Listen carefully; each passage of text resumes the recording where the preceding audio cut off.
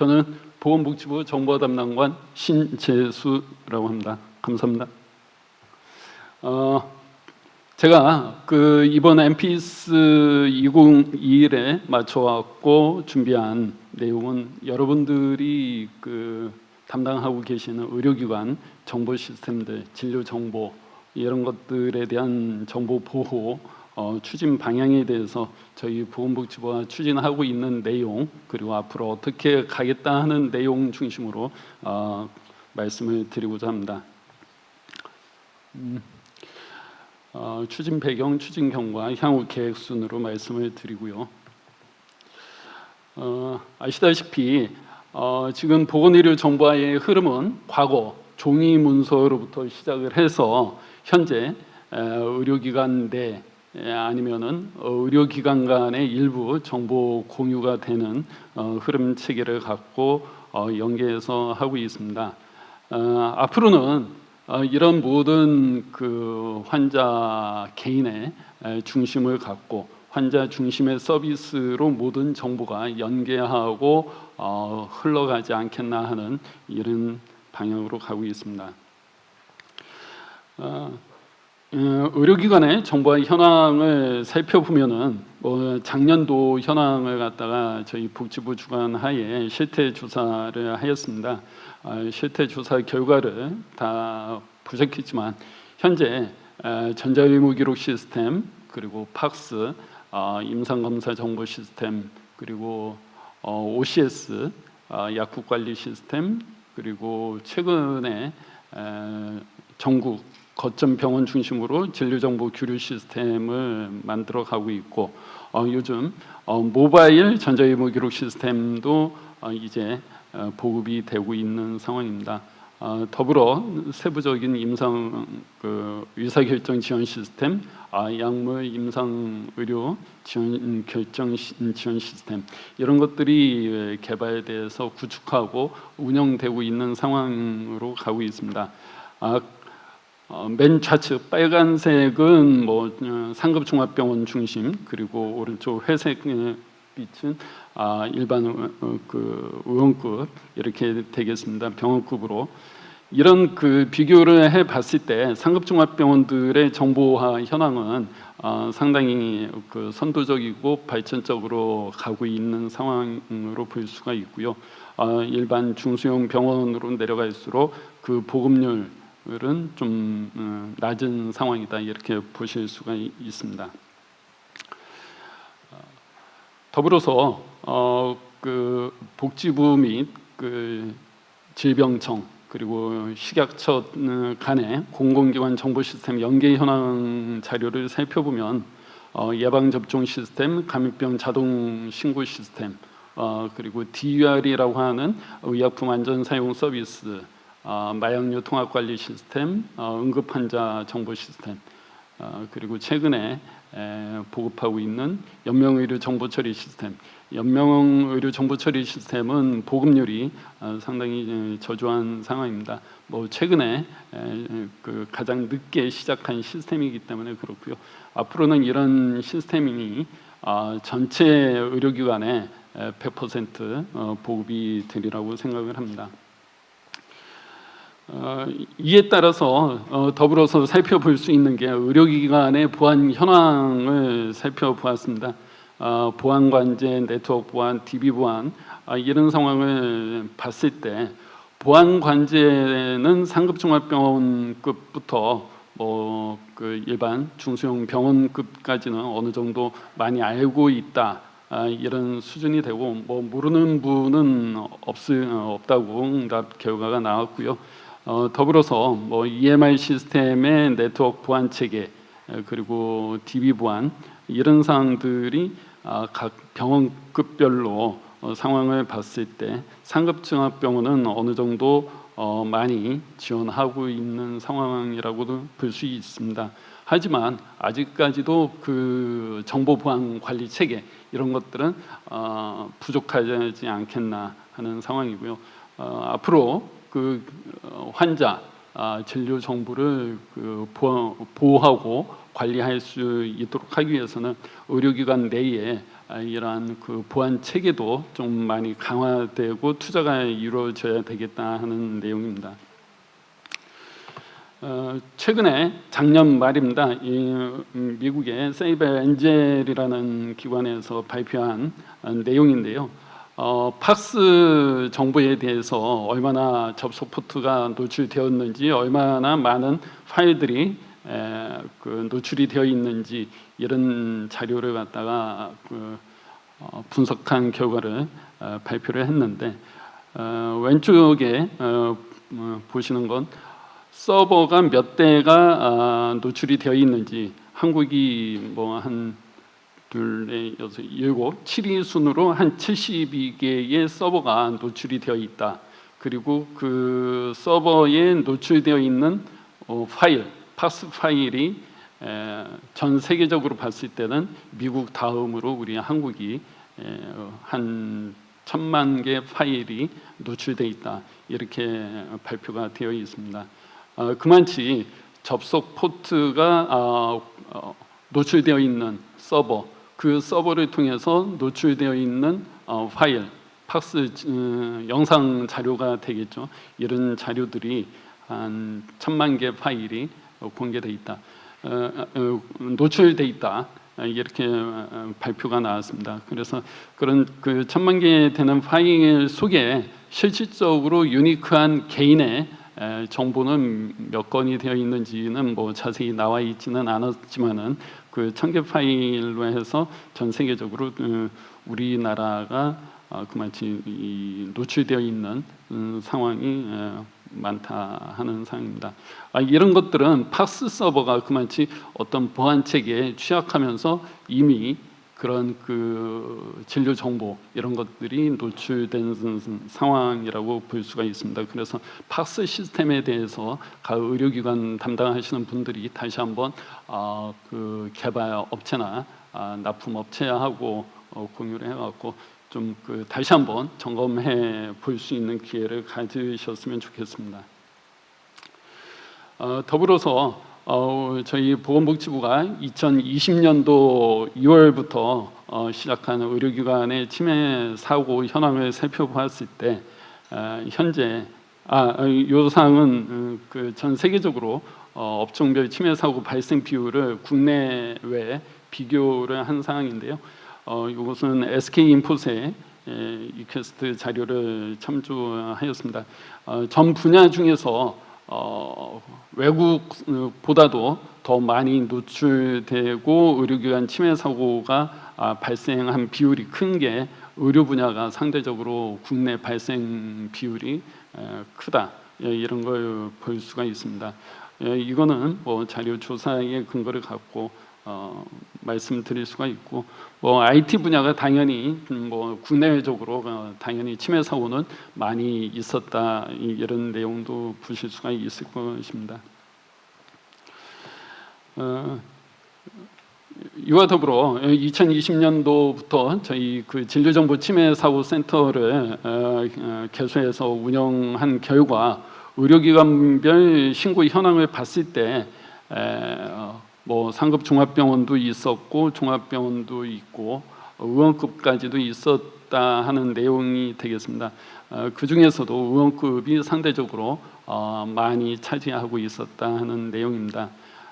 그 의료기관들의 치매 사고 신고 상황을 살펴봤을 때 치매 유형은 디도스가 뭐 일부 있었고 거의 대부분 그 랜섬웨어 감염 치매 사례가 있었다, 이렇게 볼 수가 있습니다.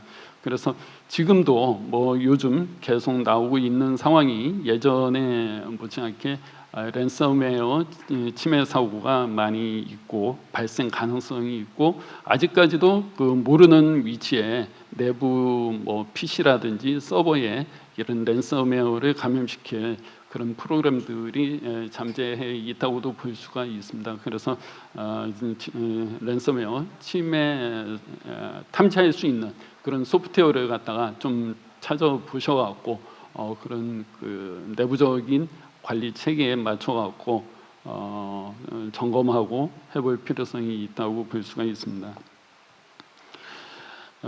의료기관 침해 사고 좀 전에 말씀드렸듯이 이런 랜섬웨어 감염이 어떻게 감염이 되는지 살펴봤을 때 거의 대부분 침해 사고 유형들이 공격자가 외부의 IP, 해외 IP가 되겠죠. 해외 IP를 이용해서 내부 개발용 PC에 접근을 하고 그 개발용 PC를 통해서 내부 팍스라든지 OCS EMR 서버에 접속을 해서 그 계정을 탈취한 다음에 그 계정을 활용해서 어떤 그 관리자 권한을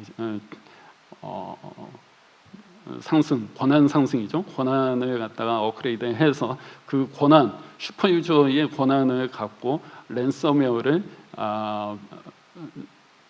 생성을 시키고 그 랜섬웨어가 가동이 됨으로 해서 부여하고 있는 DB 파일을 암호화시켜서 DB 사용을 할 수 없도록 이렇게 하는 상황으로 거의 대부분 침해 사고 사례를 살펴봤을 때 거의 유형이 유사합니다. 실제 사례로 언론 보도를 통해서 들어보셨을 텐데요. 서울 모 유명 성형외과 랜섬웨어가 감염이 돼서 이를 통해 갖고 단순히 환자 진료 정보를 암호화시키는 선이 아니라 그 침해해서 그 보유하고 있는 성형외과에서 보유하고 있는 환자의 진료 정보를 빼낸 상황에서 그 자료를 기초로 그 진료 환자 개개인의 연락처로 알려서 당신의 진료 정보를 외부에 공개하겠다 해서 협박을 하는 사례가 있었습니다. 또한 이런 성형외과에 덧붙여서 산부인과나 피부과 이런 쪽의 진료 정보가 상당히 민감한 정보로 볼 수가 있는데 이런 그 피부과, 산부인과에도 랜섬웨어 해킹 사례가 있었다 하는 게 언론에 보도된 사례가 있습니다. 해외 사례로 봤을 때는 뭐 최근에 미국 사례가 될 수가 있습니다. 미국의 최대 송유관이 가동이 중단되었다. 그 이유는 바로 랜섬웨어가 공격이 돼서 랜섬웨어를 통해서 어떤 DB 파일 암호화를 통해 갖고 송유관의 관리 체계가 중단되는 사례가 있었다는 것이 있었습니다. 뭐 독일 사례도 있었고 아일랜드 사례, 최근에 이런 랜섬웨어 공격을 받아갖고 진료 정보 침해 유형들 이런 것들 사례가 반복해서 보도가 되고 있습니다. 이런 그 추진 배경에 대해서 말씀드렸고 이런 상황에 가장 중요하다고 할 수 있는 진료 정보 침해 사고를 어떻게 예방하고 어떻게 저희 복지부가 주관해서 지원해 드리고 각 의료기관에서는 어떤 그 보안 체계를 갖고 가는 것이 좋을지에 대해서 경과 말씀을 드리면은 이런 진료 정보 침해 대응 체계를 마련하기 위해서 우선적으로 법적, 제도적인 기반을 마련했습니다. 그래서 정보보호 관리 체계가 필요하다 해서 가장 기본이 되고 있는 의료법을 개정을 했습니다. 의료법 개정 사항은 진료 정보 침해 사고가 발생했을 때는 즉시 보건복지부에 신고하고 보건복지부 진료정보 침해 사고 센터에서는 신고를 받자마자 현장에 가서 지원해서 침해 사고 유형을 분석을 하고 침해 사고 방지를 할 수 있도록 그렇게 하는 의료법 개정을 하였습니다. 두 번째는 예방과 대응 조직을 마련한 상입니다. 의료법 개정에 따라서 진료정보 침해 사고 대응 센터를 개설을 했고 먼저 개소한 의료 아이사, 의료 분야의 민간 분야의 진료 정보를 침해 유형을 갖다가 정보를 공유하고 대응 체계를 마련할 수 있는 의료 아이사를 개소했고 최근에는 이러한 치매 대응 예방 서비스를 직접적으로 하고자 홈페이지 악성 코드 탐지 서비스를 지원해드리고 있습니다. 그리고 최근에 코로나19 백신 예방 접종을 하고 있는 의료기관 대상으로 해서 랜섬웨어 백신을 보급을 하고 있고요, 진행하고 있습니다. 더불어서 진료 정보에 포함되어 있는 개인 정보를 각 의료기관들 중심으로 자율적으로 확인하고 점검할 수 있는 그런 체계로 가겠다 하는 게 벌써 한 4, 5년 된 것 같습니다. 예전에 행정안전부 중심으로 하고 있다가 이제는 개인정보보호위원회로 이관이 돼서 전체적인 건 개인정보위에서 주관이 되고 우리 복지부 산하의 심사평가원에서 이런 의료기관의 자율 규제 점검 프로그램을 만들어서 의료기관 자체적으로 개인정보 보호를 하실 수 있도록 그렇게 만들었고, 또 의료기관 중심의 개인정보 보호 가이드라인을 만들어서 개인정보보호위원회하고 같이 공동으로 가이드라인을 만든 걸 작년까지 개정 작업까지 이루어지고 여러분들께 나눠드렸습니다. 이런 체계에 맞춰갖고 또는 좀 더 세부적으로 말씀드리면은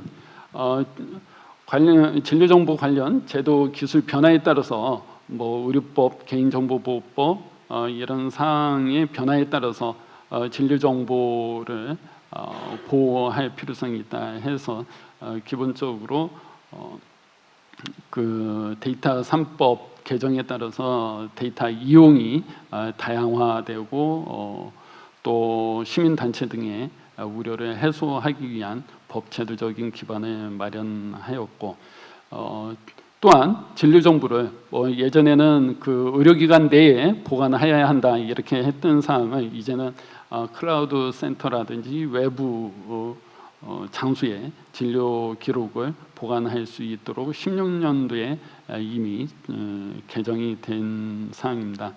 이에 따라서 정보 관리 형태를 선택권을 확대하고 또 정보가 취약한 기관의 정보 보호 수준을 향상시킬 수 있도록 어떤 보안 체계도 맞춰야 된다 하는 내용으로 개정 작업이 진행됐습니다.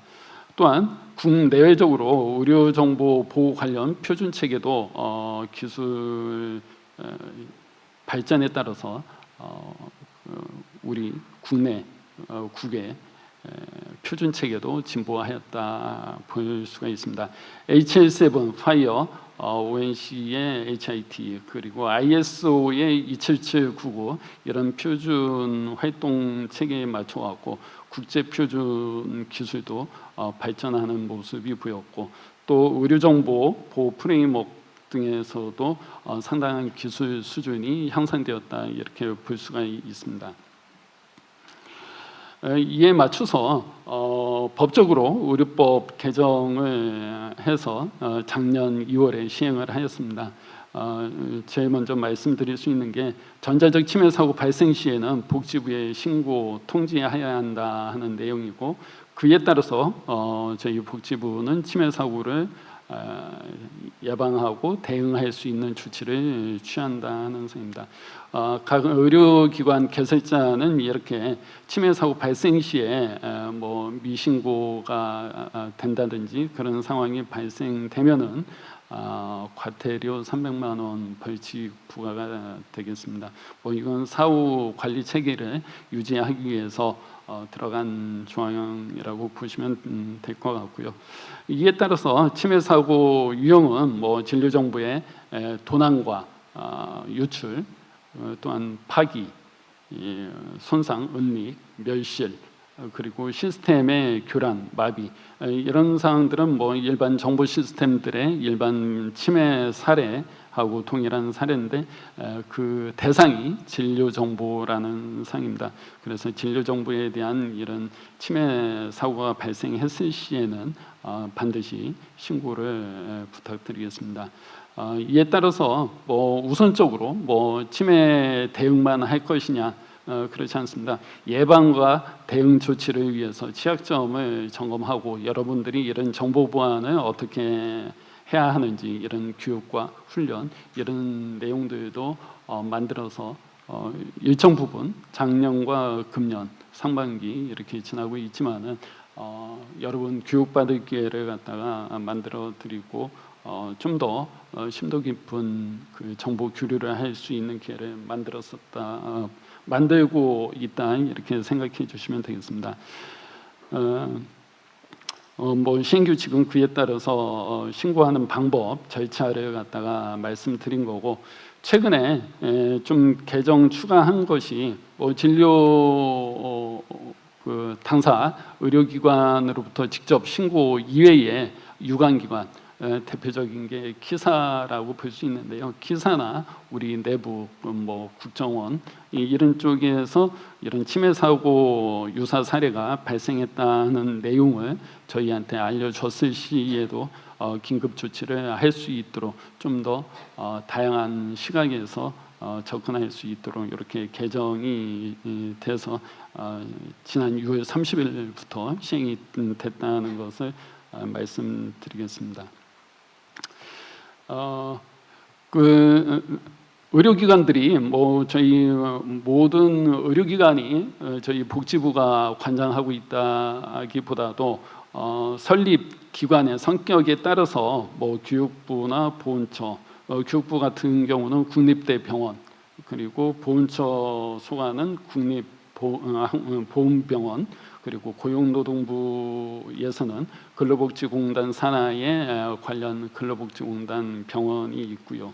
또 경찰청의 경찰병원, 원자력병원, 과기부에서 관장하고 있는 원자력병원들이 있고 지자체 소관의 시립 군립 공공기관들이 있는데 이런 기관들은 주무부처 나름대로 관장하고 있는 사이버 관제센터를 운영하고 있습니다. 이런 기관에 개별적으로 신고를 해 주시면 되겠습니다. 그래서 현재 저희 복지부가 맡고 있는 상급종합병원급부터 약국도 포함될 수가 있고요. 지방 의료원이 예전부터 공공파티에서 사이버 보안 관제를 하고 있기 때문에 저희 복지부로 신고를 해 주시면 되겠습니다.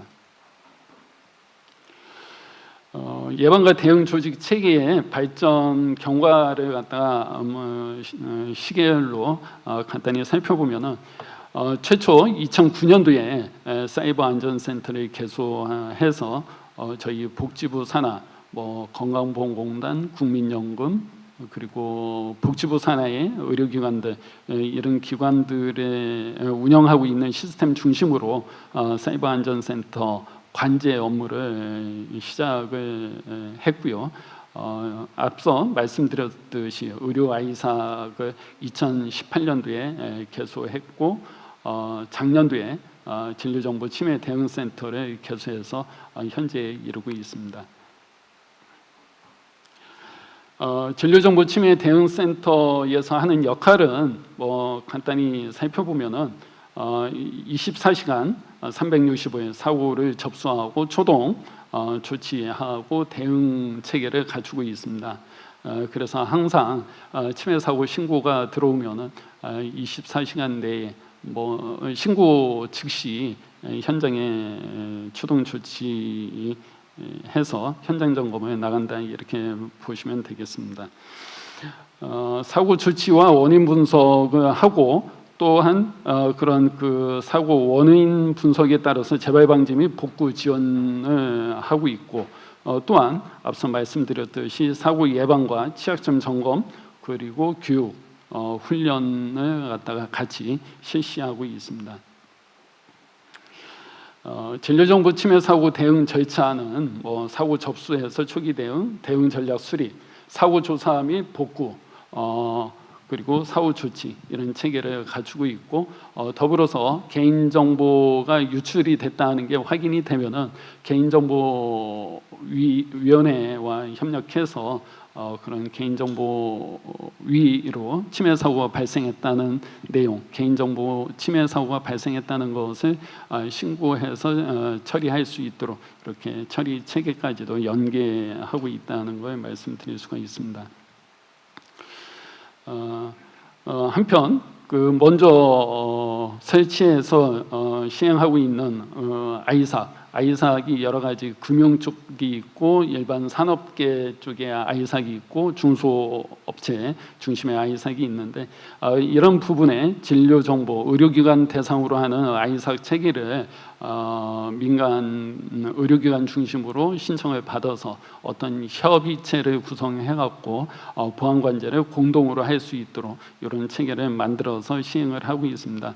그래서 회원기관으로부터 정보를 수집하고 분석 가공해서 발생되는 침해 유형 사례에 대해서 관련 기관들한테 정보를 공유하는 체계를 갖고 있다는 걸 갖다가 말씀드릴 수가 있습니다.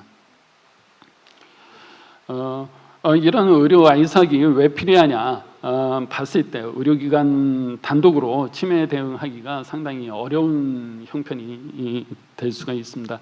앞서 맨 앞에 말씀드렸듯이 의료기관 자체 내 보안 강화, 보안 장비를 설치하고 보안 관제 인력을 두고서 운영하기에는 의료기관 나름대로의 여건이 넉넉지가 않기 때문에 이런 단독적으로 침해 대응이 다소 어렵다. 그리고 보안 관리 능력 및 전문 인력 확보가 어려운 상황이고 또 보안 솔루션 중심의 보안 대책으로서는 또 한계가 있고 또 상시 보안 관제 체계를 마련할 필요성이 있다 하는 이런 상황으로 해서 전체적인 의료기관 대상으로 하는 공동의 의료 아이삭 정보 공유 체계를 만들 필요성이 있다고 해서 저희가 의료 아이삭을 만들어서 여러분들이 그나마 보안에 취약한 부분이 없도록 지원해 드리고자 이렇게 운영하고 있습니다. 제일 먼저 진료정보 교류에 대한 24시간 보안관제를 추진하고 있습니다. 전국 단위의 어떤 사이버 공격, 진료 정보 교류하면서 침해 사례가 발생했을 때 그런 걸 선제적으로 정보를 수집해서 위협 탐지를 하고 정보 분석을 해서 침해 대응할 수 있도록 이렇게 지원하고 있다는 걸 말씀드릴 수가 있습니다.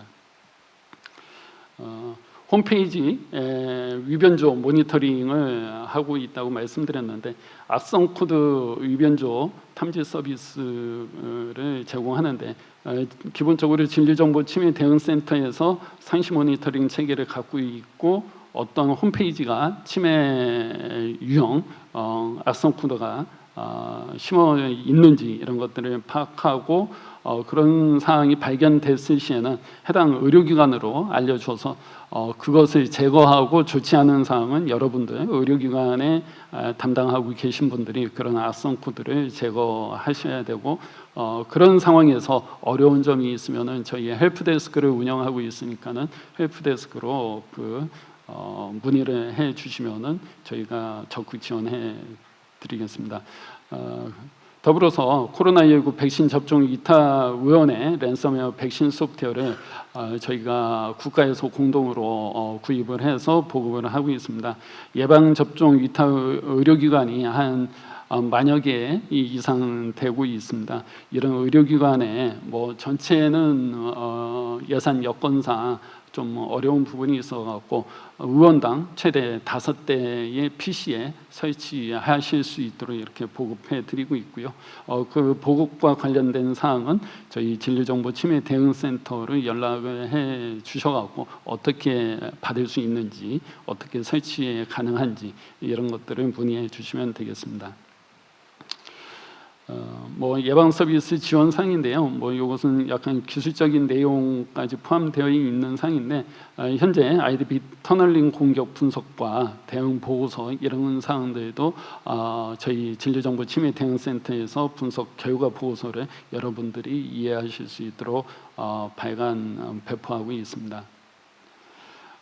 더불어서 개인정보 보호 자율 규제 제도도 운영하고 있다는 거 말씀드리고요. 여기에는 심사평가원이 주관이 돼서 약사회, 의사협회, 치과의사협회, 한방병원협회, 한의사협회, 한약사회 이런 그 협회 회원사별로 개별적으로 자율 규제 활동을 직접적으로 하고 있다는 걸 말씀드릴 수가 있습니다.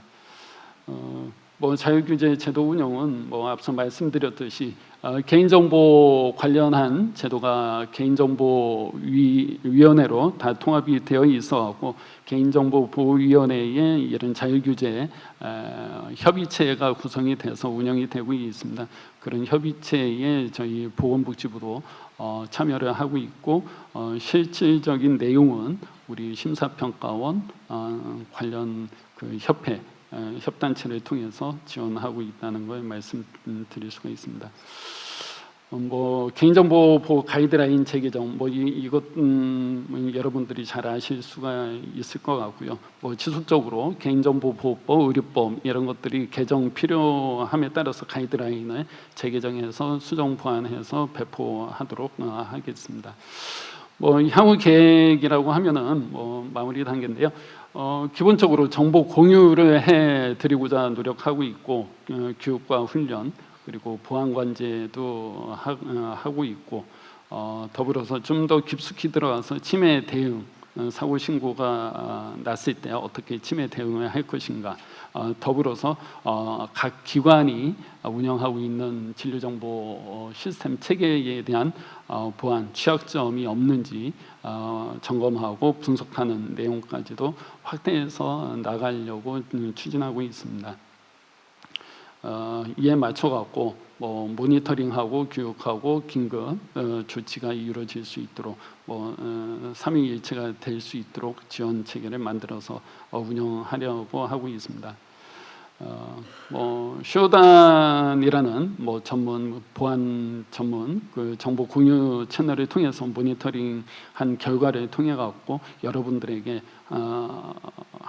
하루라도 더 한시라도 더 빨리 그런 그 보안 내용을 공유할 수 있도록 하고 있고 전문 교육을 통해서 의료기관의 인식을 향상시키려고 노력하고 있고 CEO들이 모이는 그런 자리에도 이러한 유사한 내용을 갖다가 발표하고 안내하고 알려드려서 의료기관 자체적으로 보안이 절대적으로 필요하다는 걸 인식시키려고 노력하고 있다는 거 다시 한번 말씀드리겠습니다. 이상으로 좀 길게 두서없이 말씀드린 것 같은데 여러분들이 운영 관리하고 있는 모든 그 의료기관에 부여하고 있는 진료 정보 이런 것들은 내 개인, 내 가족들의 사생활 민감한 정보다 해서 여러분들이 좀 더 심각한 인식을 갖고 임해 주셨으면 고맙겠다는 말씀을 드리겠습니다. 이상으로 제 발표를 마치도록 하겠습니다.